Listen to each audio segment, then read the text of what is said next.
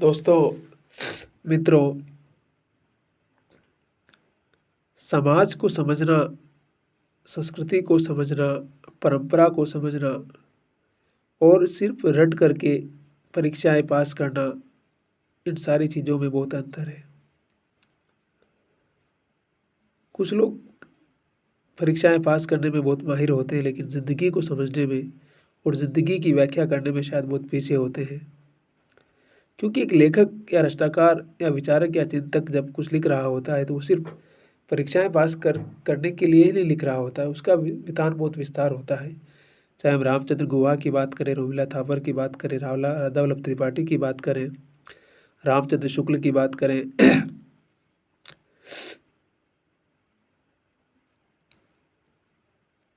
रमणीका गुप्ता की बात करें, प्रयाग शुक्ल की बात करें, अशोक वाजपेयी की बात करें, प्रभात रंजन की बात करें, बजरंग बिहारी तिवारी की बात करें, ऐसे कई विद्वान हैं, कई चिंतक हैं जो अपने हिसाब से लिखते रहते हैं, पढ़ते रहते हैं और हमारे जीवन को समृद्ध करने में, हमारी सोच को विस्तार देने में बड़ी भूमिका निभाते हैं। तो कहीं न कहीं हमारे जो स्कूल के विद्यार्थी हैं, जो हमारे स्कूल के टीचर हैं, साथी हैं, उनसे भी मैं आग्रह करता रहता हूँ बार-बार कि वो सिर्फ सिलेबस की किताबें पढ़ कर के और मोटी तनख्वाहें उठाने से काम नहीं चलेगा ना, कुछ तो करना पड़ेगा। पढ़े लिखे की समझ तो डेवलप करनी पड़ेगी ना। और पढ़ाई लिखे की समझ डेवलप करने के लिए कहीं न कहीं आपको अपनी सोच को विस्तार देने की आवश्यकता होती है और आपको देश दुनिया में क्या घट रहा है, क्या लिखा जा रहा है भारतीय भाषाओं में, उसकी समझ होनी चाहिए। विश्व साहित्य में क्या लिखा जा रहा है।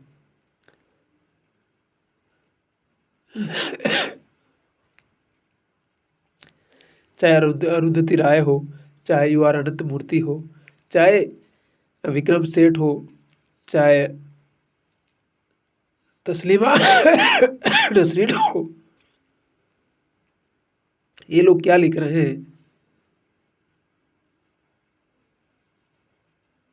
इससे भी हमारा परिचय होना चाहिए। और जब तक हम अपनी समझ को उस धार तक नहीं ले जाते हैं, जब तक, ठीक है, हमने कहा उस लेखक से हमारी असहमति हो सकती है, लेकिन उसके लेखन को पढ़ने की आवश्यकता है ना। हम पढ़ेंगे तभी तो समझेंगे कि उसने क्या लिखा है। तो सोच का विस्तार, समझ का विस्तार, और फैज़ अहमद फैज़ को पढ़ना हो, चाहे दुष्यंत कुमार को पढ़ना हो, शायरी तो पढ़नी ही चाहिए, कविता तो पढ़नी ही चाहिए। हमारे भीतर के उस मनुष्य को ज़िंदा करने में कविता की सबसे बड़ी भूमिका होती है। वो हमें बार-बार जीवन के साथ जोड़ती है, लय के साथ जोड़ती है। चार्ली चैपलिन की फ़िल्में देख सकते हैं आप, कुछ अपने भीतर के उस आह्लाद को ज़िंदा करने के लिए। इसलिए समझ को डेवलप करना, और समझ को डेवलप करने में ज़ाहिर-सी बात है समय तो लगता ही है। तो पेशेंस रखना और लगातार उस काम को करते रहना बहुत ज़रूरी है। तो रटने की दुनिया से बाहर आइए और थोड़ा देश दुनिया को समझिए और एक समझदारी विकसित करना बहुत ज़रूरी है। विज़डम होना बहुत ज़रूरी है।